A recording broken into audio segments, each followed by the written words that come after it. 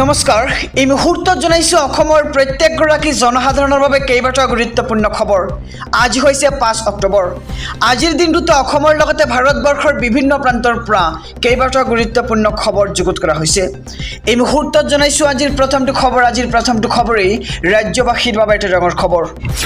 Ration card নথকা লাখ লাখ লোকৰ বাবে আহি পৰিছে ডাঙৰ খবৰ। নতুনকৈ ৰেচন কাৰ্ডৰ বাবে চলি আছে আবেদন প্ৰক্ৰিয়া। আবেদনৰ অন্তিম তাৰিখ হৈছে অক্টোবৰ মাহৰ 15 তাৰিখ আৰু 15 অক্টোবৰৰ পূৰ্বে ৰেচন কাৰ্ডৰ বাবে আপুনি কৰক আবেদন। চৰকাৰী পৰ্টেলৰ পৰা ডাউনলোড কৰি ল'ব পাৰিব আপোনাৰ আবেদন পত্ৰ আৰু pds.assam.gov.in পৰ্টেলৰ পৰা ডাউনলোড কৰিব পাৰিব আবেদন পত্ৰ।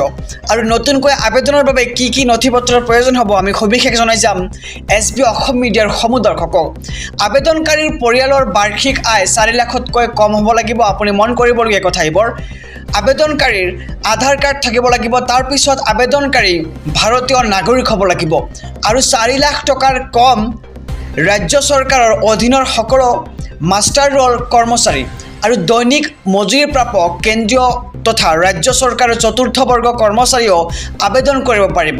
আৰু আবেদন পত্ৰৰ সৈতে সংলগ্ন কৰিব লাগিব আপুনি হাতবিত নথি। কি নথিপত্ৰ লাগিব আমি সবিশেষ জনাই যাম যে শুদ্ধ আৰু সম্পূৰ্ণভাৱে পূৰণ কৰা পত্ৰ অৰ্থাৎ ফৰ্মখন, লগতে লাগিব আধাৰ কাৰ্ড, ভোটাৰ তালিকা, ঠিকনাৰ প্ৰপত্ৰ, পৰিয়ালৰ সকলো সদস্যৰ পাছপৰ্ট সাইজ ফটোৰ আপোনাৰ প্ৰয়োজন হ'ব। লগতে আপোনাক প্ৰয়োজন হ'ব বেংক একাউণ্ট, পৰিয়ালৰ সক্ৰিয় হৈ থকা ফোন নম্বৰটো। আৰু এই সম্পূৰ্ণ নথিপত্ৰ শুদ্ধভাৱে দাখিল কৰিলেই আপুনি লাভ কৰিব নতুনকৈ ৰেচন কাৰ্ড। এই মুহূৰ্তত জনাইছোঁ আজিৰ 2 নম্বৰ খবৰটো। আজি কোটি কোটি লোকৰ একাউণ্টত সোমাইছে চৰকাৰী ধন।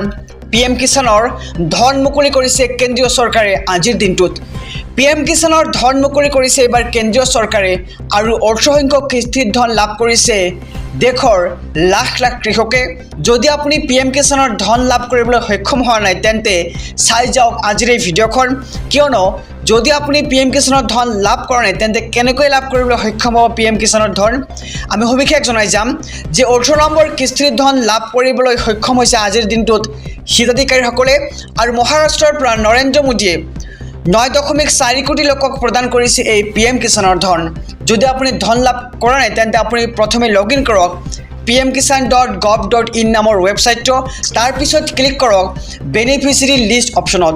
ইয়াত ৰাজ্য, জিলা, গাঁও বাছনি কৰি চাব পাৰিব আপোনাৰ তালিকাত নাম আছেনে নাই। যদি আপোনাৰ তালিকাত নাম আছে তেন্তে আপুনি লাভ কৰিবলৈ সক্ষম হ'ব PM কিষাণৰ ধন। আৰু ধন লাভত কিবা অসুবিধা হ'লে আপুনি অভিযোগ দিব পাৰিব। দুটাকৈ হেল্পলাইন নম্বৰ মুকলি কৰিছে এইবাৰ কেন্দ্ৰীয় চৰকাৰে। আপুনি প্ৰথমে ডায়েল কৰিব লাগিব 01124300606 নম্বৰ আৰু আপুনি এই নম্বৰ ডায়েল কৰি আপোনাৰ সমস্যাৰ বিষয়ে জনাব পাৰে। এই মুহূৰ্তত জনাইছোঁ আজিৰ 3 নম্বৰ খবৰটো। ৰাজ্যজুৰি প্ৰবল বৃষ্টিপাত। দুৰ্গা পূজাত বতৰে দিব পাৰে বিধি পথালি। মহানগৰীকে ধৰি ৰাজ্যৰ ভিন্ন প্ৰান্তত নেৰানেপেৰা বৰষুণ দেখিবলৈ পোৱা গৈছে। দুৰ্গা পূজা পৰ্যন্ত ধাৰাসাৰ বৰষুণৰ সম্ভাৱনা। বৰষুণত ম্লান পৰিব পাৰে পূজাৰ আনন্দ। আৰু অহা 8 অক্টোবৰ পৰ্যন্ত ৰাজ্যত ধাৰাসাৰ বৰষুণৰ সম্ভাৱনা।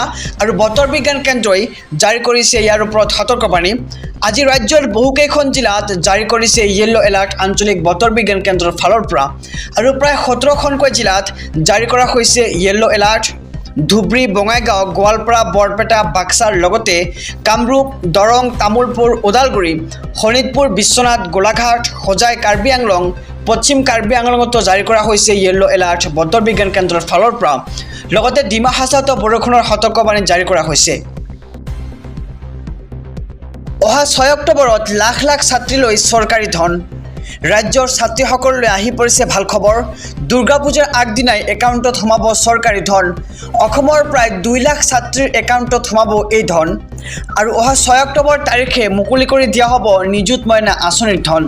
আৰু ৰাজ্যৰ মুখ্যমন্ত্ৰী ডক্টৰ হিমন্ত বিশ্ব শৰ্মাই এই সন্দৰ্ভত কৰিছে এক বৃহৎ ঘোষণা যে পুৱা 10 বজাৰ লগে লগে ছাত্ৰীসকলে লাভ কৰিব এই ভাল খবৰ, অৰ্থাৎ নিযুত মইনা আঁচনিৰ ধন লাভ কৰিবলৈ সক্ষম হ'ব।